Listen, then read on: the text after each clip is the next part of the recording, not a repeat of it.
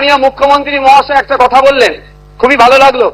আমরা যারা একাধিকবার বিভিন্ন দপ্তরে লেটার করেছি, ন্যূনতম রেকগনাইজ আমাদের লেটারকে করা হয়নি, ইনক্লুডিং চিফ মিনিস্টারের কাছে। আজকে যে কথা বলেছেন এটাকে আমি স্বাগত জানাচ্ছি, যে উনি অন্তত কথা বলেছেন যে মিনিস্টাররাও রিকগনাইজ করবে, অর্থাৎ প্রাপ্তি স্বীকার করবে। আর একটা কথা উনি বলেছেন অল্প হলেও কাজ করব। আমরা বিরোধী, আমরা পজিটিভ কথা বলবো, রাজ্যের স্বার্থে বলবো, রাজ্যের জনগণের স্বার্থে বলবো। অহেতুক বিরোধিতা করার জন্য বিরোধিতা আমরা করব না।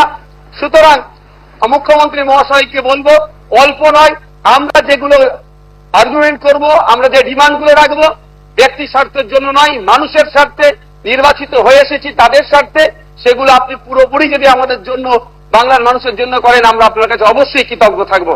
আবারও মুখ্যমন্ত্রী মহাশয়কে ধন্যবাদ জানাবো। দীর্ঘদিনের স্বপ্ন এটা আমাদের সকলেরই, যে আমাদেরকে নির্বাচিত করে এই হাউসের মধ্যে পাঠাচ্ছে।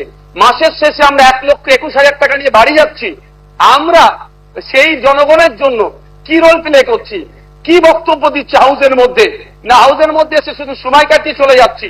যে আপনি লাইভ স্ট্রিমিং এর যে কথা বলেছেন, এটাও আমি আপনাকে কৃতজ্ঞতা জানাচ্ছি, স্বাগত জানাচ্ছি। এটা হওয়াটা খুবই দরকার ছিল।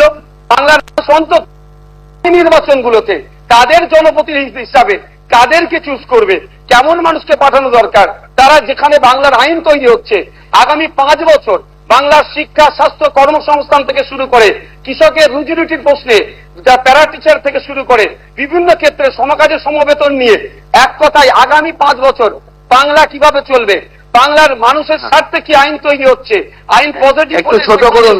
বিরোধী স্যার, শেষ করবো। বিরোধী হলেও স্যার একটা দিন সুযোগ পাচ্ছি বলার, এরপর তো টাইম মেনটেন করে দেবেন।